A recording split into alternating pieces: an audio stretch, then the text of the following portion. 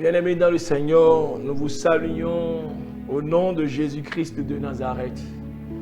Lui qui est notre Seigneur, notre Sauveur, lui qui a laissé son trône, qui était venu dans ce monde et qui a porté le fardeau de l'iniquité, du péché du monde, qui l'a séparé de son Dieu, le Créateur, et qui l'a condamné à aller à la perdition éternelle.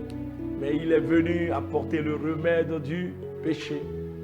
Et le Père a dit que quiconque croit au Fils, alors ses péchés lui seront pardonnés et il lui donnera la vie éternelle gratuitement. Alors c'est en son nom que nous sommes réunis ici pour nous parler, c'est-à-dire pour vous parler vraiment de sa part.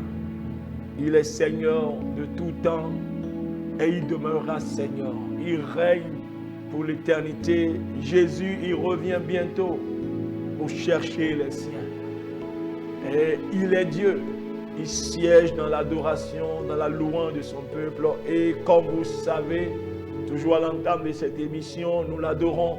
On lui dit combien de fois il est grand. Et effectivement, il est grand.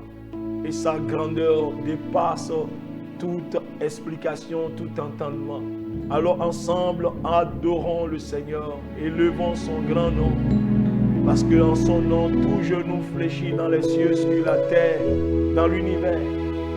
Adorons le Seigneur Jésus-Christ de Nazareth. Tu peux commencer par déclarer qu'il est l'ancien des jours. Celui qui était, qui est et qui vient. Grandeur est sa fidélité. Il n'a jamais changé.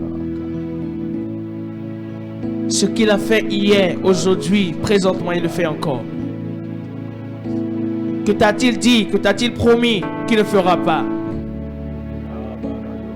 Seuls les hommes peuvent décevoir. Seuls les hommes peuvent te mentir. Seuls les hommes ne peuvent pas honorer leurs promesses envers toi. Mais lui, il est fidèle. Il n'a jamais changé. Tu es l'ancien des jours, l'ancien des jours, l'ancien des jours. Yeah. Tu es l'ancien des jours. Mon Dieu, tu ne changes pas. Tu es l'ancien des jours. Mon roi, tu ne changes pas. Tu es l'ancien des jours. Mon roi, tu ne changes pas. Tu es l'ancien des jours. Mon Dieu, tu ne changes jamais. Tu es l'ancien des jours. Mon Dieu, tu ne changes pas. Tu es l'ancien des jours. Mon Dieu, tu ne changes jamais. Tu es l'ancien des jours. Mon roi, tu ne changes jamais. Tu es l'ancien des jours. Mon Dieu, tu ne changes jamais. Tu ne changes pas. Mon Dieu, tu ne changes pas. Oh, tu es l'ancien des jours. Mon Dieu, tu ne changes pas. Oh, tu ne changes pas. Mon Dieu, tu ne changes pas. Hey, tu es l'ancien des jours, le rocher des âges. Oh, oui, chante sa fidélité, chante sa fidélité. Oh, mon Dieu, tu ne changes pas. Tu es l'ancien des jours. Mon Dieu, tu ne changes pas. Tu as guéri Bartimée il a recouvré sa vue. C'est par aujourd'hui, tu ne le feras pas. Pour ton fils, ta fille qui est aveugle, que ça soit spirituellement, que ça soit physiquement, tu l'as fait dans le passé, tu pourras encore le faire. Oh, car seuls les hommes peuvent changer avec le temps, mais toi tu demeures dans le temps, tu demeures le même, tu pourras encore le faire. Oui, cette femme stérile peut encore enfanter. Oh oui, si tu l'as fait pour Anna, si tu l'as fait pour Sarah, oh, si tu l'as fait pour Rebecca, tu le feras encore. Tu le feras encore, tu peux rendre encore cet homme fécond. Tu le fais toujours, tu le feras toujours, mon Dieu, l'ancien des jours, l'ancien des jours, l'ancien des jours. Aie juste confiance en lui, place ta confiance en lui et tu ne seras jamais déçu. Oh, tu ne changes pas. Mon Dieu, tu ne changes pas. Avec toi, nous voulons expérimenter une autre dimension, une nouvelle dimension. Oh, de ta fidélité, de ta grandeur, de tes prodiges, de ton miracle. Alléluia, Jésus. Nous reconnaissons combien tu es grand. Nous voulons le proclamer jour et nuit. Oh, tu ne changes pas. Animaou, flagadama surondo, Hanibetoa, Mede Mondiwe, Animaou, flagadama surondo, Animetoa, Mede Mondiwe, Animaou, flagadama surondo, Akunibeto, Mede Mondiwe,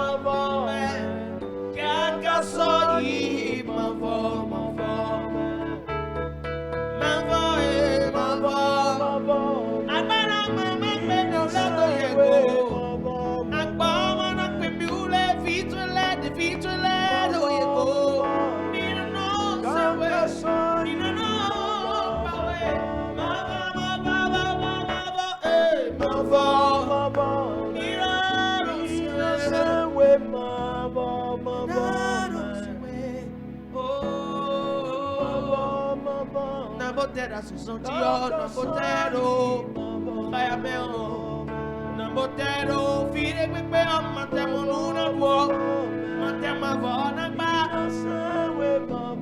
desiro asikore pepe mayena no sewe, no nu matre sewe yo, akono mauni wentebe, nu yekbe pero yakono sewe aro mauni wentebe, akono dio. Oh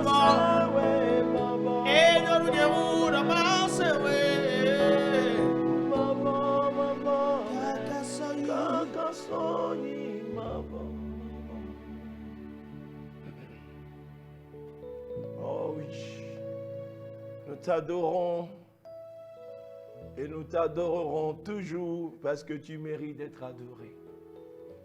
Parce que nul n'est semblable à toi. De l'Orient jusqu'à l'Occident, nous avons cherché, tu n'as pas ton pareil. Du septentrion au midi, tu n'as pas ton semblable. Tu es digne de notre louange, tu es digne de notre adoration. Reçois toute la gloire, majesté. Reçois toute la gloire, ô Dieu très haut. Sois élevé, célébré, aujourd'hui et à jamais. Tu mérites le meilleur, tu mérites le meilleur. Gloire, louange, honneur, magnificence à ton nom, au siècle des siècles. Alléluia. Amen. C'est au nom de Jésus-Christ de Nazareth que nous avons adoré, bien-aimé. Là où tu es, il faut lui donner une offrande d'acclamation. Acclame pour ta délivrance. Fais le bien et tu donneras le témoin de cette délivrance, car c'est un acte de foi. Nous allons nous entretenir sur un thème qui s'intitule « Est égal à l'instruction ». Nous vous présentons nos meilleurs vœux parce que nous sommes au début de l'année 2023 et nous vous présentons nos vœux les meilleurs et nous prions que cette année soit une année au cours de laquelle vous marcherez avec Dieu comme vous ne l'aviez jamais fait auparavant. C'est ça, l'année de la marche avec Dieu. L'année de la marche avec Dieu. L'année de la communion avec le Seigneur. Parce que tout ce qu'on désire réside vraiment dans ça. Quand quelqu'un marche réellement avec Dieu, il peut obtenir tout ce dont il a besoin. Donc, je nous souhaite vraiment une année de marche avec le Seigneur.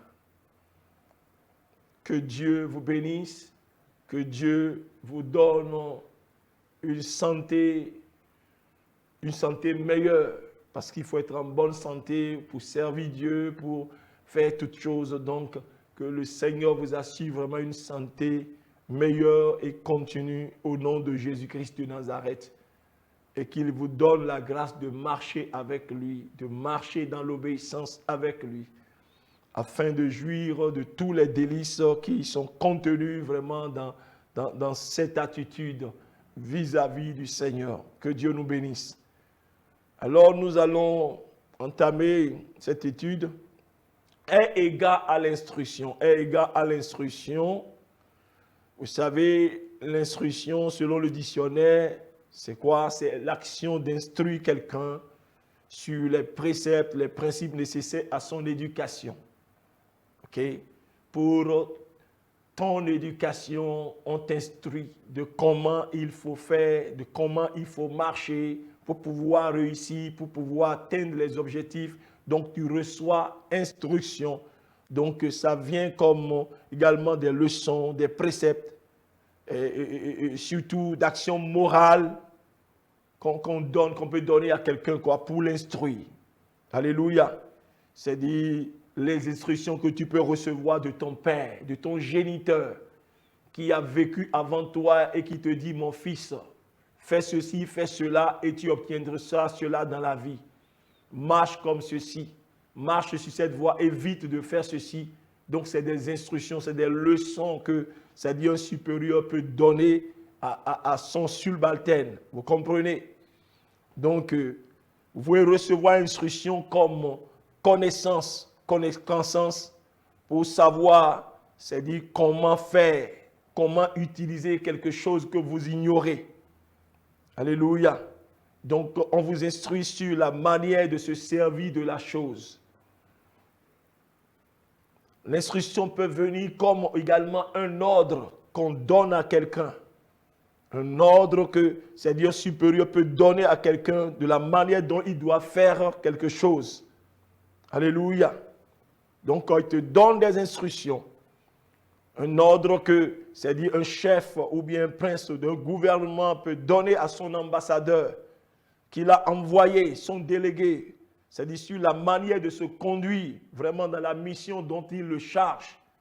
Donc vous voyez, donc nous avons différentes sortes quand même de définitions pour expliquer ce que c'est que l'instruction. Donc notre thème c'est quoi? Est égal à l'instruction en cette année 2023. Est égal à l'instruction, cela veut dire que quoi? Considère l'instruction. Ne méprise pas l'instruction, ne méprise pas la leçon, ne méprise pas les préceptes que Dieu te donne, ne méprise pas les leçons que Dieu te donne, car c'est pour ton bien. Alléluia. Si les années précédentes, tu as considéré très peu les instructions que le Seigneur te donne, je te conseille que cette année, ou bien je t'instruis que cette année-là, il faut avoir égard à l'instruction. Il faut considérer l'instruction. Et toi-même, tu verras la différence entre cette année et les années précédentes. Alléluia. Il faut considérer l'instruction parce que beaucoup de gens sont en train de vivre des situations infernales aujourd'hui parce qu'ils ont manqué d'écouter l'instruction, ils n'ont pas considéré l'instruction, ils ont méprisé l'instruction. Ils auraient pu parvenir, ils auraient pu atteindre des objectifs. Et leur situation, leur vie aurait changé déjà, mais ils avaient méprisé l'instruction. C'est pourquoi ils sont dans des souffrances aujourd'hui. Et je peux te dire que le Seigneur, c'est un Dieu qui restaure. Si tu prends l'engagement cette année d'avoir égard à l'instruction, alors laisse-moi te dire que les choses peuvent changer en bien. Parce que Dieu n'a pas changé. Et je crois que cette année, c'est une année de grâce pour toi. Une année au cours de laquelle le Seigneur veut restaurer ta vie ou bien un aspect de ta vie qui est complètement tombé parce que tu as manqué d'écouter l'instruction. Donc le Seigneur est en train de te parler et toi qui écoutes en ce moment est égal à l'instruction. Alléluia. Quand nous allons dans la Bible, dans Matthieu 11, 28 à 29, c'est Jésus qui est en train de parler. Jésus est en train de parler et il dit, 28, Matthieu 11, 28, 29, 28, il dit, « Venez à moi, vous tous qui êtes fatigués, chargés, et je vous donnerai du repos. » Venez à moi, vous tous qui êtes chargés, fatigués, chargés, je vous donnerai. Voilà des gens qui sont fatigués, chargés par les situations de la vie, par les chagrins, par les déboires, par les problèmes, qui ne comprenaient plus rien à leur vie, parce que tout est en sens dessous. C'est-à-dire, ils se demandent si ça vaut encore la peine de vivre. Pourquoi doit-on souffrir? C'est-à-dire, en vivant, il vaut mieux mourir. Peut-être beaucoup de gens se posent ces questions. C'est ça même qui conduit même les gens à se suicider. Vous voyez un peu, peut-être qu'ils pensent que personne ne les aime. Ils se sentent rejetés, abandonnés de tout. Ou bien des gens qui sont accablés par différentes sortes de maladies, de problèmes. Des gens qui ont connu la faillite, ils ont investi toutes leurs économies sans pouvoir s'en sortir.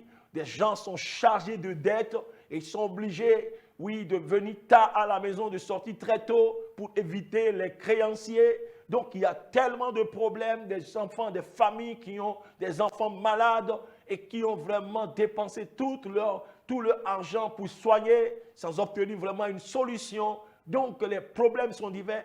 Des gens qui sont diplômés, mais qui depuis fort longtemps n'ont pas trouvé affaire. Oui, des gens, pour manger, c'est tellement difficile. Et même vous rentrez à la maison n'ayant rien, oui, gagné dans la journée, mais ils avaient peur parce que quelle réponse donnerait-il à leur épouse qui leur demandera, mais qu'as-tu amené les enfants? Enfin, il y a tellement de problèmes. Tellement de problèmes. Des gens qui sont dans les hôpitaux hospitalisés et qui ne peuvent même pas quitter même l'hôpital parce que même quand bien ils ont été même guéris, ils ne peuvent pas parce qu'ils n'ont pas l'argent pour pouvoir payer les frais médicaux. Donc, les problèmes sont divers. Et le Seigneur, voyant tous ces problèmes, alors donne quand même un espoir. Il dit, mais venez à moi parce que je suis la solution. Venez à moi, vous tous qui êtes fatigués et chargés, et moi, je vous donnerai du repos. Donc, le Seigneur, c'est un donneur de repos. Il donne le repos véritable. Il donne, si tu as manqué de repos ou bien tu as besoin de repos, viens au Seigneur Jésus-Christ. Et il donne le repos parce qu'il est appelé le prince de la paix. Il peut te donner la paix dans n'importe quel domaine où tu es en train de souffrir. Jésus est la solution. Jésus donne la paix véritable. Cette paix qu'aucune intelligence ne peut expliquer. Alléluia. Donc il dit, venez à moi, vous tous qui êtes fatigués, chargés, et il dit, je vous donnerai du repos. Maintenant, au verset 29, il a dit, prenez mon joug sur vous et recevez mes instructions. Prenez mon joug sur vous et recevez mes instructions. Vous savez, le joug, c'est quoi? C'est comme une pièce de bois qu'on suspend au cou des vaches pour pouvoir bien les conduire. C'est-à-dire, lorsqu'on fait les travaux champêtres, c'est à part cet instrument, c'est par cette pièce de bois qu'on peut bien maîtriser leurs actions, leurs mouvements. Vous voyez? Donc, le Seigneur veut être maître de votre mouvement. Parce que vous allez ça et là, vous décidez par vous-même, vous faites sans consulter.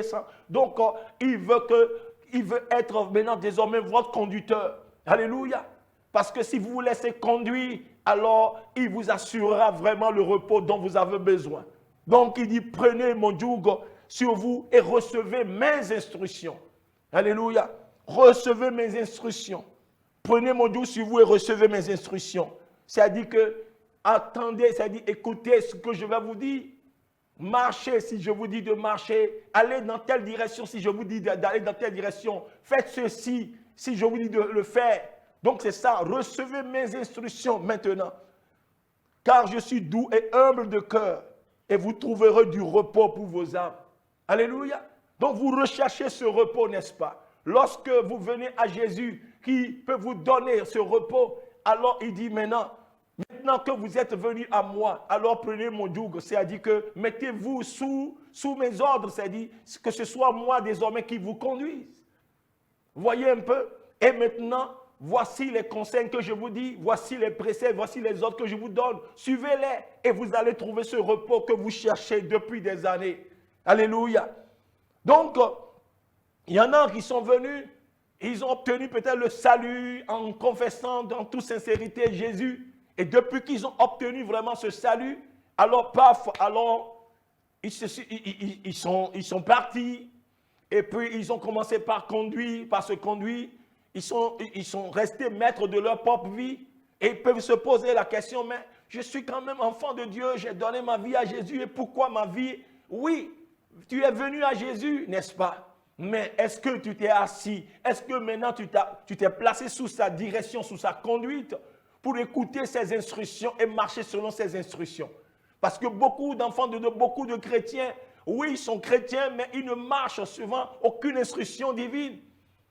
Voyez un peu, ils sont toujours assis sur le trône de leur vie. Ils ne consultent pas Dieu. Ils n'ont pas d'ordre à recevoir de Dieu. Vous comprenez? Et c'est pour cela qu'ils continuent toujours avec les déboires, pour la plupart. Mais qu'est-ce que Jésus a dit? Vous désirez le repos, n'est-ce pas, pour vos âmes? Vous êtes venus à moi. Mais maintenant là, mettez-vous maintenant sous ma conduite, sous ma direction, et recevez maintenant mes instructions, mes ordres, mes préceptes, comment il faut marcher, par où il faut marcher, ce qu'il faut faire, ce qu'il faut éviter de faire. Donc c'est ça, c'est en faisant cela que alors vous recevez, vous recouvrez totalement le repos, cette paix que vous recherchez tant. Donc, vous comprenez? Vous savez, nous aimons bien les prophéties. Nous aimons bien les prophéties. Ce qui va arriver, les choses grandioses que le Seigneur va accomplir peut-être demain dans notre vie. Et quand un prophète arrive et puis vous dit, oui, je vous vois, vous êtes tellement hissé, vous êtes assis sur un trône, et puis je vois quand même une couronne d'étoiles sur votre tête et tout ça. Et si vous vivez dans une certaine précarité aujourd'hui, vous entendez ça, mais vous êtes heureux parce que vous avez de l'espérance en même temps, parce que vous voyez déjà de loin, c'est dit, cet avenir glorieux que Dieu vous réserve. Oui, il se pourrait bien que ce prophète ne vous mente, ne vous ait pas menti. Est-ce que vous voyez? Il ne vous a pas menti, il vous a dit réellement ce que le Seigneur lui a révélé sur votre avenir, sur votre futur. Et vous avez reçu avec joie. Et puis vous voyez ça et ça vous donne vraiment une bouffée d'oxygène. Et vous croyez encore à la vie, vous savez que vous allez parvenir. Mais laissez-moi vous dire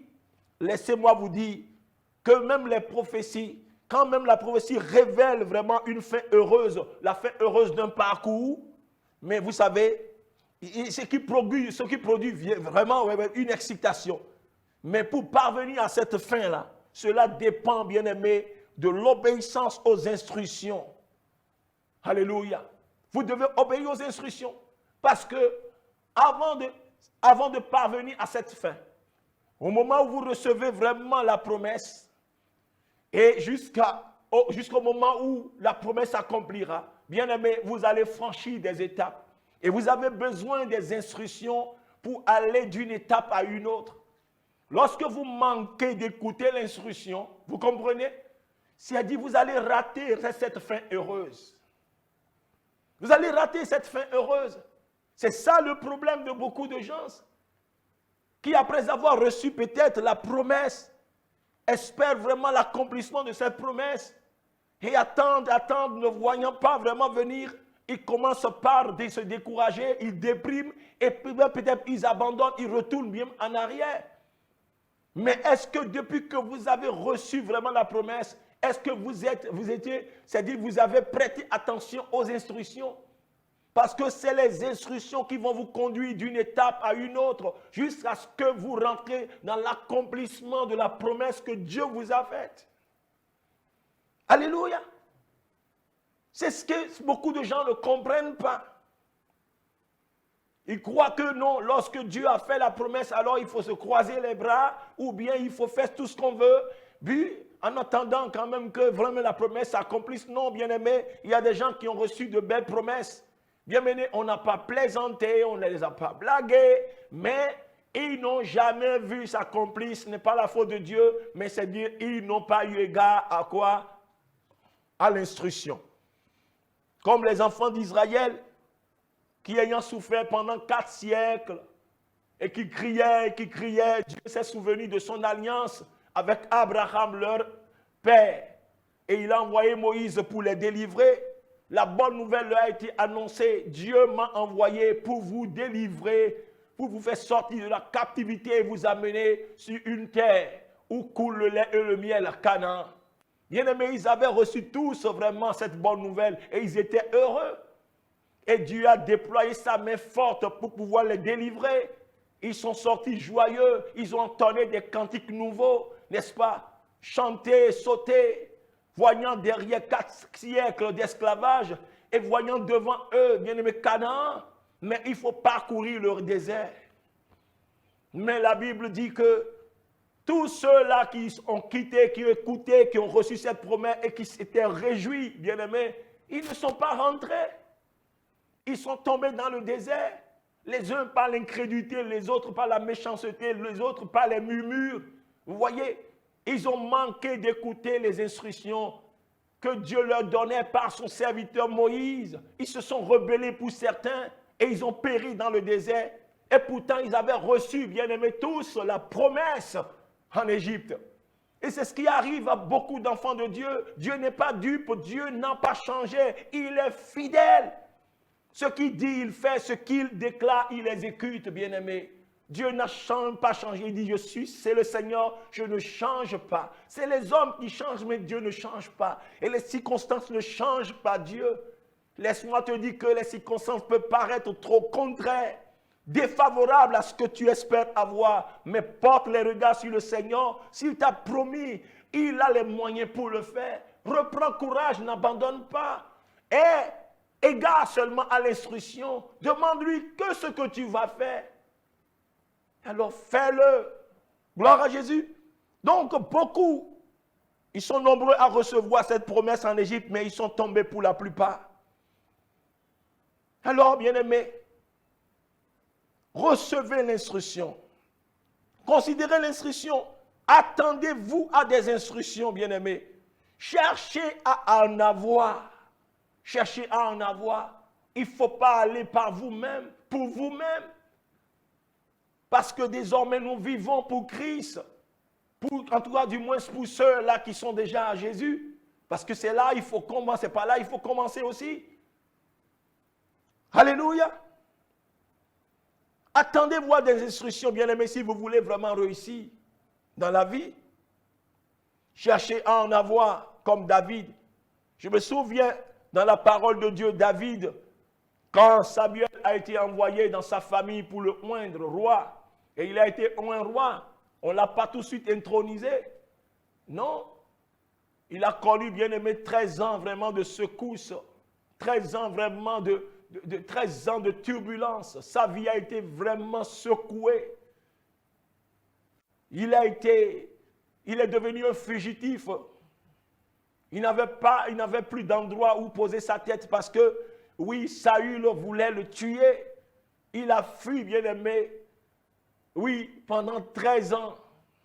Et lorsque son grand ennemi Saül, alors s'est éteint, alors David ne s'était pas dit, oh, maintenant que Saül s'est éteint, il faut que maintenant je retourne en Israël maintenant parce qu'il a dit je suis roi et puis c'est fini parce que j'ai reçu l'onction royale par Samuel que tout le monde connaissait. Non, David, la Bible dit dans 2 Samuel 2, le verset 1 d'abord, le verset 1, la Bible dit 2 Samuel 2 verset 1, après cela, donc après tout ce qu'il a souffert, tout ce qu'il a vécu avec son grand ennemi Saül, la Bible dit, David consulta l'Éternel en disant, monterai-je dans une des villes de Juda? C'était une question qu'il a posée parce qu'il voulait recevoir un conseil, une instruction. Et l'Éternel lui répondit, monte David, monte. L'Éternel lui répondit, monte. Et l'Éternel s'est arrêté. Et David voulait encore la précision et demandait à Dieu. David dit, où monterai-je? Et l'Éternel répondit, à Hébron. À Hébron. Des fois, une seule question ne suffit pas. Il faut en poser d'autres également pour comprendre. Je ne sais pas pourquoi le Seigneur fait cela. Peut-être pour nous apprendre à nous dépendre totalement de lui.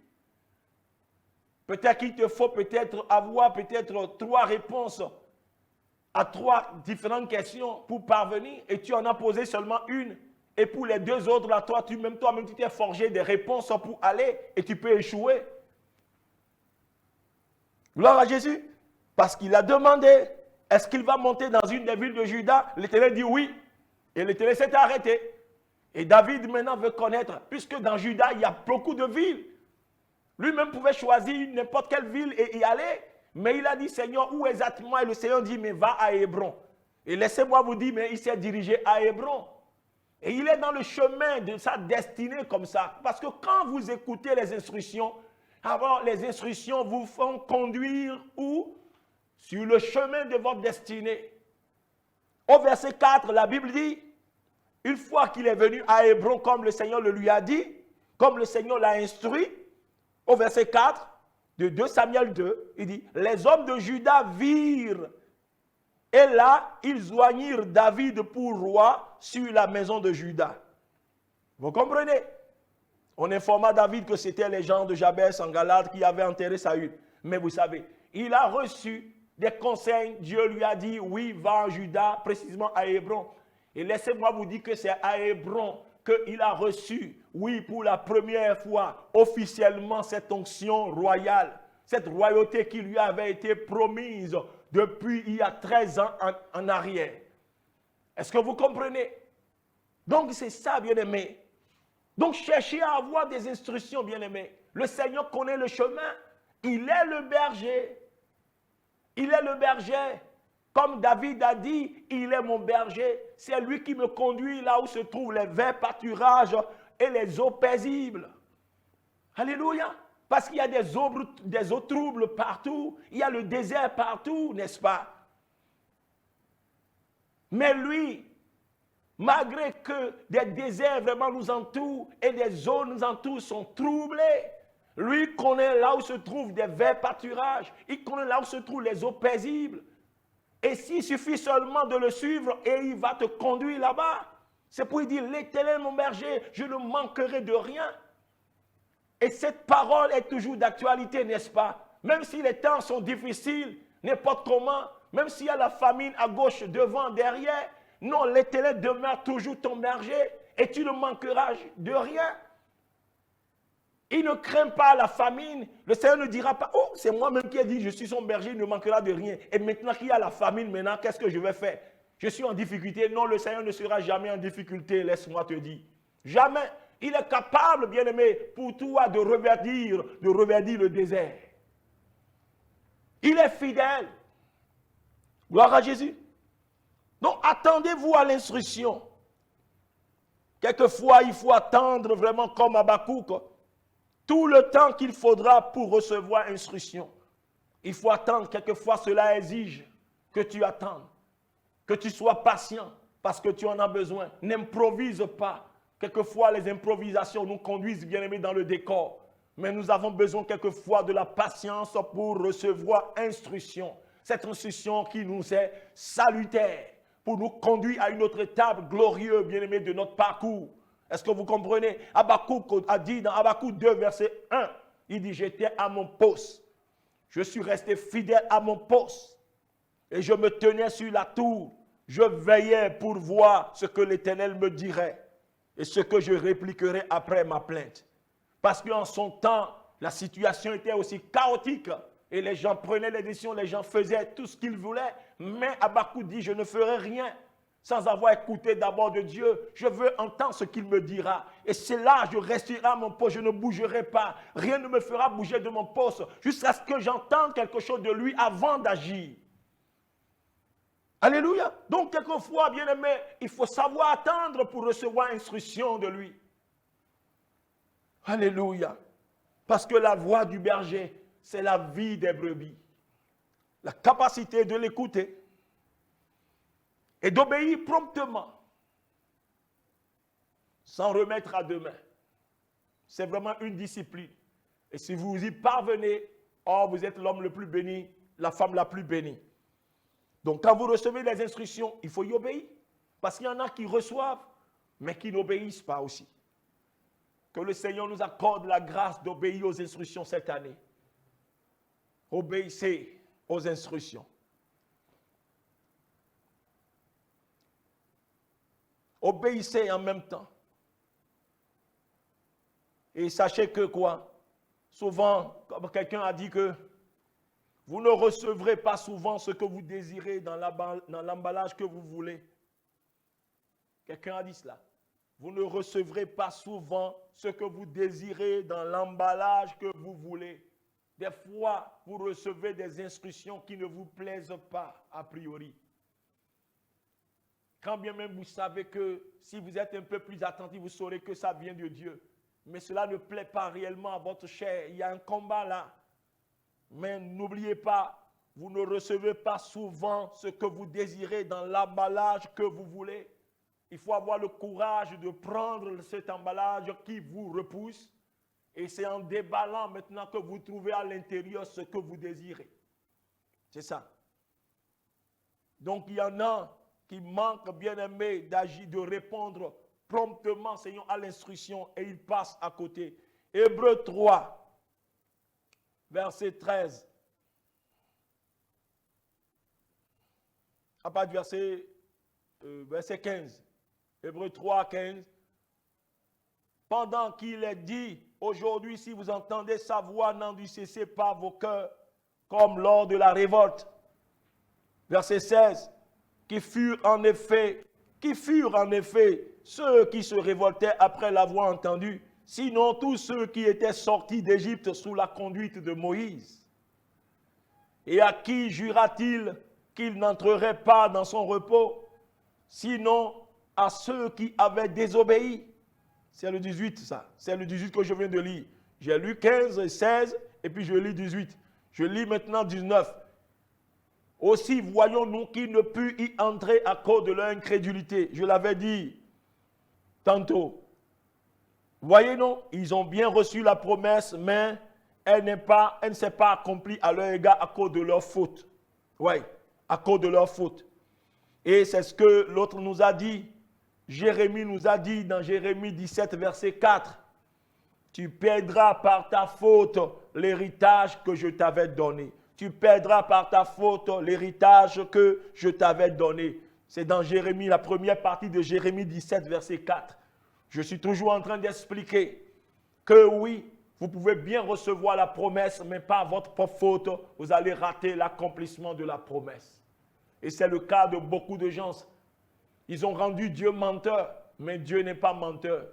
Dieu, il dit et il fait. Il déclare, il exécute. Il dit, je ne suis pas un homme pour mentir, ni un fils d'homme pour me repentir. Donc, croyez en ce que le Seigneur vous a dit. Il en a les moyens. Mais vous devez être attentif aux instructions venant de sa part, afin, Seigneur, d'aboutir. Donc, ma prière est que tu ne perdes pas ton héritage par ta faute. Que toute faute qui t'a enlacé, toute autre voie que tu entends et qui te conduit, bien-aimé, dans une voie erronée pour te faire perdre ta destinée, te faire perdre vraiment l'accomplissement de la promesse. Je prie au nom de Jésus-Christ de Nazareth que la lumière de Dieu puisse luire sur toi, puisse jaillir sur toi, afin que tes yeux soient éclairés et que tu abandonnes cette voie au nom puissant de Jésus-Christ de Nazareth. Je prie que Dieu, oui, de compassion, puisse te visiter afin de te restaurer au nom de Jésus-Christ de Nazareth. Aie égard aux instructions. Aie égard aux instructions. Nous allons lire quelques versets pour montrer combien de fois l'instruction est bonne. Et l'instruction vraiment peut conduire quelqu'un vraiment à accomplir. Nous allons lire Ésaïe 48, le verset 17, et puis le verset 21. Ésaïe 48, le verset 17, après verset 21. La Bible dit, ainsi parle l'Éternel, ton Rédempteur, le Saint d'Israël. Moi, l'Éternel, ton Dieu, je t'instruis pour ton bien. Donc c'est pour notre bien que Dieu nous instruit. Je te conduis dans la voie que tu dois suivre. Je répète, Ésaïe 48, verset 17. Ainsi parle l'Éternel, ton Rédempteur, le Saint d'Israël.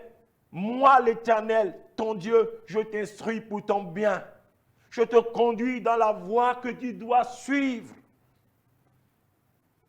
Et au verset 21 de Ésaïe 48, il dit, et ils n'auront pas soif dans le désert, où il les conduira. Et ils n'auront pas soif dans les déserts, où il les conduira. Il fera jaillir pour eux l'eau du rocher. Il fendra le rocher et l'eau coulera. Vous comprenez? Quand vous êtes dans le désert et que vous recevez de sa part des instructions et que vous marchez suivant ces instructions, quand bien même vous êtes dans le désert, où normalement il n'y a pas d'eau, où la sécheresse vous entoure, c'est-à-dire vous enlace de partout, lui, il est capable, bien-aimé, de vous conduire vers des pâturages dans le désert. Il est capable de vous donner l'eau dans le désert. Il fendra le rocher et le rocher vous donnera son eau. Est-ce que vous comprenez? Est-ce que vous comprenez? Ça veut dire que vous pouvez jouir de la paix au temps de la turbulence. Vous pouvez jouir du repos lorsque ça bouillonne partout, ça grouille partout. Tout simplement parce que vous êtes attentif aux instructions du grand berger. C'est ce qu'il a dit. Je t'instruis pour ton bien et je te conduis dans la voie que tu dois suivre. Afin que tu ne chantes pas les cantiques funèbres comme les autres chantent. Afin que tu ne chantes pas des cantiques de désespoir, de dépression. Non. Même si le temps est difficile, n'est pas comment, suis-moi seulement, aie égard à mes instructions et tu chanteras toujours des cantiques nouveaux. C'est ce que le Seigneur veut dire. Je t'instruis pour ton bien. Et cette année 2023, le Seigneur veut t'instruire pour ton bien. Alors prends l'engagement cette année de l'écouter maintenant. De l'écouter cette fois. Et toi, tu auras l'occasion de faire la différence. Job 36, 10, 11. Job 36, 10, 11. La Bible dit, il les avertit pour leur instruction. il les exhorte à se détourner de l'iniquité. S'ils écoutent et se soumettent, ils achèvent leurs jours dans le bonheur, leurs années dans la joie. Vous comprenez? Beaucoup de gens, bien-aimés, ont été court-circuités dans leur vie. Ils n'ont pas achevé leur jour dans le bonheur. Ils l'ont achevé vraiment dans quoi? Ils les ont achevés dans le malheur. Ils n'ont pas fini dans la joie, tout simplement parce qu'ils ont manqué d'écouter. Ils ont manqué d'écouter des conseils. Ils ont manqué d'écouter vraiment des instructions. Oui, ils ont manqué d'écouter. Comme Saül, le roi Saül, le Seigneur l'a pris de n'importe où, le Seigneur l'a pris du rien et l'a établi roi sur son peuple parce qu'il a manqué d'écouter l'instruction et d'obéir à l'instruction. Il a mal terminé. Il a mal fini. Que cela ne soit pas ton cas au nom de Jésus-Christ de Nazareth. Saül a mal fini. Et pourtant, oui, la royauté lui a été donnée, mais il a perdu faute d'instruction. Sinon qu'il a reçu, mais il n'a pas obéi à l'instruction. Gloire à Jésus. Il dit qu'il les avertit, Job 36, 10, 11, il les avertit pour l'instruction. Il les exhorte à se détourner de l'iniquité. S'ils écoutent et se soumettent, ils achèvent leurs jours dans le bonheur. Tu achèveras tes jours dans le bonheur si tu écoutes les instructions de Dieu. Parce que c'est pour ton bien qui t'instruit. Leurs années dans la joie. Tu achèveras tes années dans la joie si tu es attentif à l'instruction, à la parole, à sa parole, à ses recommandations, à ses commandements. Psaume 25, verset 14, Psaume 25, il dit, l'amitié de l'Éternel est pour ceux qui le craignent, et son alliance leur donne instruction. L'amitié de l'Éternel est pour ceux qui le craignent, et son alliance leur donne instruction. La version Semeur dit, l'Éternel confie, la version Semeur, l'Éternel confie ses desseins, ou bien ses secrets à ceux qui les révèrent, à ceux qui le révèrent, à ceux qui le respectent. Il confie ses secrets à ceux qui le respectent. Il les instruit de son alliance. Il les instruit de son alliance. Parce que dans l'alliance, bien aimé, il y a des clauses. Il y a des clauses. Bien aimé, tu es engagé vis-à-vis de l'autre. Parce que l'alliance, quand on parle d'alliance, cela concerne au moins deux personnes, bien deux parties. Et il y a des clauses, il y a des conduites, il y a des règles que les deux parties doivent respecter. Vous voyez, non? Pour le bénéfice. C'est-à-dire pour le bénéfice, pour les bénédictions. Donc, quand vous êtes en alliance avec Dieu, il y a des choses que Dieu s'engage à faire à votre égard, si vous faites quand même la part qui vous revient. Vous voyez? Donc, quand vous êtes en alliance, alors Dieu vous instruit de ce que vous devez faire pour jouir toujours des délices de sa présence, vous jouir des avantages. Vous voyez un peu? Parce que vous le révérez, parce que vous le respectez, alors Dieu vous confie les choses secrètes. Et c'est pour votre bien. Son alliance vous instruit. Gloire à Jésus. Un dernier verset, parce que nous allons poursuivre cette étude. Vous voyez, nous aurons une deuxième partie, parce qu'il y a beaucoup de choses que le Seigneur nous a mis à cœur de vous communiquer. Lisons encore un autre verset. Psaume 78, verset 1. Cantique d'Asaph. Mon peuple, écoute mes instructions. Prêtez l'oreille aux paroles de ma bouche. Le Seigneur est en train de parler. Écoute mes instructions, mon peuple. Cette année, frère, écoute les instructions que te donne le Seigneur. Écoute les instructions que te donne sa parole. Écoute ces instructions. Écoute et tu verras une année différente de celles qui sont passées. Prends l'engagement d'écouter parce que le Seigneur parle, mais il n'est pas aussi bavard.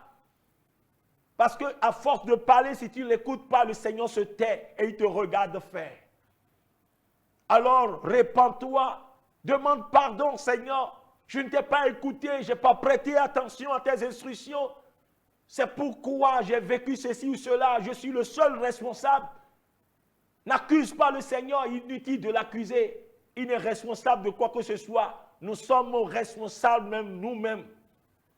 Voyez, donc sois humble et reconnais ce que tu as fait de mal. Et prends l'engagement maintenant d'être attentif à ces instructions. Et laisse-moi te dire que tu verras les choses changer au nom de Jésus-Christ de Nazareth.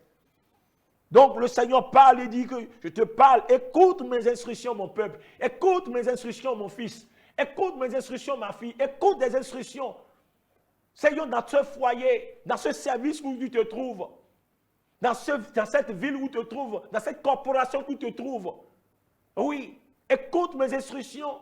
Tu as la direction peut-être d'une église, tu as la direction d'un groupe, tu as ce projet que je t'ai confié, un grand projet qui t'apportera beaucoup. Mais écoute, tu as manqué d'écouter, c'est pourquoi est-ce que tu peux décider maintenant d'écouter cette année 2023 parce que je vais accomplir de grandes choses avec toi. Nous allons nous arrêter là, nous allons y revenir. Comme je l'avais dit tantôt, le Seigneur veut nous communiquer beaucoup de choses. Mais je vais te demander, toi qui m'écoutes, est-ce que tu as déjà donné ta vie à Jésus? C'est très important, tu dois donner ta vie à Jésus-Christ de Nazareth. Parce que le temps court vraiment vers sa fin et Jésus revient bientôt. Il revient pour chercher vraiment sa fiancée, c'est-à-dire son église. Parce que l'humanité a été condamnée par le péché. Et le seul remède du péché, ce n'est pas que je vais essayer de ne plus faire du mal. Non, non. C'est-à-dire, quelles que soient les tentatives de quoi, de justice, bien-aimé, tu ne peux pas te laver de tes péchés. La seule chose qui peut te laver de tes péchés, pour te justifier, c'est le sang de Jésus. Et c'est d'ailleurs pour cela que Dieu a pris la forme humaine. Dans la personne de Jésus, il est venu vraiment souffrir dans ce monde-là. Et il a porté sur lui l'iniquité de l'humanité. Et alors le Père a dit quiconque croit en Jésus-Christ, quiconque reconnaît réellement qu'il est pécheur et qu'il a besoin d'être sauvé et qui croit en l'œuvre salvatrice de Jésus-Christ, le Père a dit que tous ces péchés, quel que soit leur nombre, quelle que soit leur gravité, je vais tout pardonner et je vais déclarer cette personne juste. Et j'en ferai vraiment mon enfant, mon héritier. Et cette personne, je lui donnerai plutôt l'héritage, quoi, du royaume. Je lui donnerai l'héritage de la vie éternelle. C'est tellement gratuit, tu n'as rien à payer, tu n'as pas un sacrifice. La seule chose que le Seigneur te demande, c'est que tu reconnais que tu es pécheur et que tu as besoin de ce salut et que tu viennes à Jésus. Et dans une courte prière, je peux te conduire. À l'instant même, si tu fais cette prière de tout ton cœur, le Seigneur t'accueillera, bien-aimé, dans sa famille. Tu deviendras enfant de Dieu. Il écrira ton nom dans le livre de vie. Il te sauvera. Il a fait la promesse. Je te l'avais dit, il est fidèle. Il ne trahit pas sa parole. Parce qu'il a tant aimé le monde qu'il a donné son Fils unique, afin que quiconque croit en lui ne périsse point, mais qu'il ait la vie éternelle. Le Seigneur veut te donner la vie éternelle gratuitement. Il veut pardonner tes péchés. Ne te soucie pas du nombre de tes péchés, de la gravité. Sois sincère, viens à lui, fais cette prière. Je ne sais pas dans quoi tu t'es mêlé, dans quoi tu t'es emballé. Et puis tu souffres de la culpabilité, tu vois que c'est si grave, personne ne peut te pardonner. Mais laisse-moi dire, le Seigneur comprend et il veut te pardonner. Si tu peux vraiment faire, c'est-à-dire, tu peux vraiment oser venir à lui, toi-même tu vas voir. Alors si tu veux donner ta vie à Jésus, dis cette prière avec moi, dis Seigneur Jésus, je viens à toi. Je reconnais que je suis pécheur. J'ai fait ce qui est mal à tes yeux. Et je crois que c'est à cause de mes péchés que tu es venu dans ce monde. Et tu as souffert. Tu as été mis à mort. Ton sang a coulé. Ce sang-là qui peut purifier du péché. Pardonne-moi mes péchés. Lave-moi de tous mes péchés. Lave mon esprit, mon âme et mon corps de tout péché. Je sais aussi que tu es ressuscité le 3e jour pour ma justification. Jésus, sois mon Seigneur et mon Sauveur. Viens habiter dans ma vie. Sois désormais celui qui conduit ma vie par ton Esprit Saint. Je crois maintenant que je suis sauvé parce que tu me l'as promis. Je reçois le salut par la foi. Merci Jésus. Au nom de Jésus, nous avons prié. Si tu as fait cette prière de tout ton cœur, sache que cela s'est passé dans ta vie. Et que Dieu te bénisse abondamment. Laisse-moi prier pour toi. Père, je veux te dire merci pour ces bien-aimés qui ont donné, qui se sont engagés pour toi et qui ont donné leur vie. Alors, Seigneur de Tout-Puissant, comme tu l'as dit, accueille-les, Seigneur, dans ta famille. Que ton Esprit Saint, Seigneur, oui, soit le maître de leur vie. Je prie que, Seigneur, tous les liens qui les retenaient avant, qui les réclamaient, soient brisés maintenant. Que tout joug que l'ennemi leur a imposé maintenant soit brisé. Car maintenant, ils sont tes propriétés. Seigneur, ils t'appartiennent maintenant. Tout ancien maître, Seigneur, qui les réclamait, maintenant, au nom de Jésus, les relâche. Au nom puissant de Jésus-Christ de Nazareth. Je prie, Seigneur, pour vous, vous qui êtes malades, que la main du Saint-Esprit vous touche maintenant. Soyez débarrassés maintenant de votre maladie, au nom de Jésus. Parce qu'il a porté vos infirmités. Il s'est chargé de vos douleurs pour que vous ne vous chargez plus de cela. Alors au nom puissant de Jésus, par la puissance du Saint-Esprit, la douleur vous libère. La douleur vous quitte maintenant. La douleur quitte maintenant. Vous quitte de la tête jusqu'à la plante des pieds. Cette douleur dans le dos maintenant disparaît. Maintenant même au nom de Jésus-Christ. Cette douleur dans le bas-ventre disparaît maintenant au nom de Jésus-Christ. Cette douleur au niveau des articulations disparaît au nom puissant de Jésus-Christ. Cette anomalie maintenant dans ton organe génital maintenant disparaît au nom puissant de Jésus-Christ de Nazareth. Reçois la guérison maintenant. Il y a une fraîcheur maintenant qui t'envahit maintenant et qui te libère maintenant. Voici maintenant tu es libéré de cette douleur atroce. Oui, à la nuque, maintenant, au nom puissant de Jésus-Christ de Nazareth. Voici maintenant, je commande maintenant à cette évolution de glaucome. Il s'arrête maintenant et te libère. Tu verras clair jusqu'à ta blanche vieillesse au nom puissant de Jésus-Christ de Nazareth. Sois guéri maintenant de ton glaucome. Maintenant même au nom de Jésus-Christ de Nazareth. Sois libéré. Le Seigneur purifie ton sang maintenant de tout virus, hépatite B. Sois libéré là maintenant. Va faire maintenant, au nom de Jésus-Christ, les analyses. Elles révéleront que le Seigneur t'a délivré. Marche dans la foi et tu verras tel que le Seigneur te l'a déclaré à travers ma bouche, au nom puissant de Jésus-Christ de Nazareth. Souviens-toi, l'année 2023, tu dois considérer l'instruction et tu donneras des témoignages. Tu chanteras des cantiques nouveaux. Au nom de Jésus. Nous allons donner rendez-vous pour la fois prochaine pour continuer vraiment toujours dans ce message. Car le Seigneur a beaucoup de choses à nous communiquer. Que Dieu nous bénisse et à très bientôt.